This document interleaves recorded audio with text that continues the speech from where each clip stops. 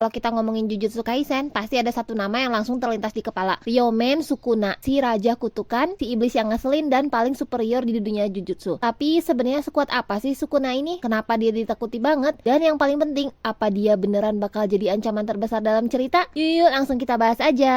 Oke, pertama-tama kita harus paham nih, siapa sebenarnya Sukuna? Dalam dunia Jujutsu Kaisen, Sukuna dikenal sebagai raja kutukan alias makhluk terkuat yang pernah ada. Tapi anehnya, di zaman dulu dia sebenarnya bukanlah kutukan. Sukuna itu dulunya adalah manusia, yaitu seorang penyihir Jujutsu yang saking kuatnya akhirnya dianggap lebih mirip iblis daripada manusia. Bahkan waktu para penyihir Jujutsu zaman dulu bersatu buat ngalahin dia, gimana hasilnya? Ya mereka tetap gagal. Sukuna akhirnya bisa kalah tapi nggak bisa dihancurkan sepenuhnya. Makanya tubuhnya dipecah jadi 20 jari yang masing-masing menyimpan energi kutukan tingkat tinggi. Terus jari-jari ini tersebar ke seluruh dunia dan disinilah cerita Jujutsu Kaisen dimulai. Karena si Itadori Yuji malah makan salah satu jarinya. Nah kalau soal kekuatannya bisa dibilang Sukuna itu overpower banget.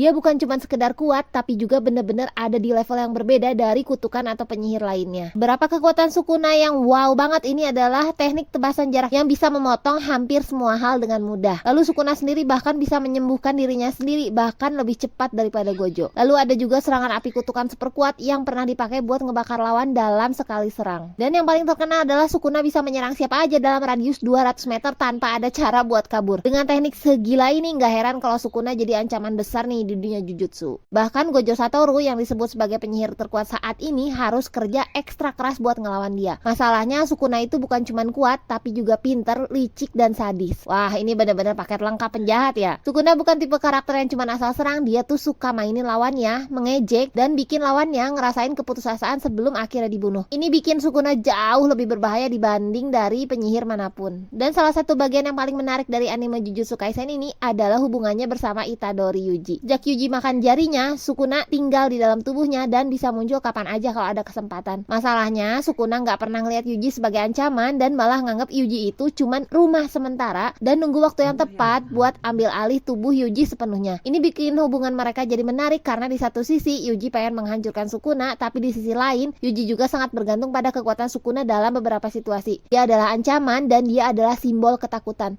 Dan mungkin dia satu-satunya karakter yang benar-benar bisa bikin dunia Jujutsu porak-poranda. Kalau kita ngomongin siapa yang benar-benar bisa ngasih perlawan ke Sukuna, jawabannya cuma satu, Gojo Satoru. Duel antara Gojo dan Sukuna ini bisa dibilang pertarungan terbesar di dalam sejarah dunia Jujutsu. Kenapa? Karena ini bukan pertarungan biasa, ini adalah bukti siapa yang benar-benar terkuat. Dari awal Gojo udah nunjukin kenapa dia dijuluki yang terkuat, tapi Sukuna bukan musuh biasa, dia berhasil mencari celah buat membalikan keadaan. Dan akhirnya meskipun Gojo sempat mendominasi, Sukuna tetap menang. Tapi kemenangan itu nggak datang dengan mudah. Gojo udah bikin Sukuna bertarung sampai batasnya dan bisa dibilang kalau tanpa trik tertentu Sukuna mungkin nggak bakalan menang. Akhirnya Ryomen Sukuna, sosok yang pernah disebut sebagai raja kutukan, jatuh juga. Setelah sekian lama menjadi ancaman terbesar dalam dunia Jujutsu, akhirnya ia bisa dikalahkan. Tapi meskipun Sukuna sudah mati, warisannya tetap hidup. Kengerian yang dia tinggalkan, pertempuran yang dia ciptakan, dan trauma yang dia berikan ke dunia Jujutsu, semuanya nggak akan pernah bisa dilupakan begitu saja. Jadi apakah ini benar-benar akhir dari Sukuna?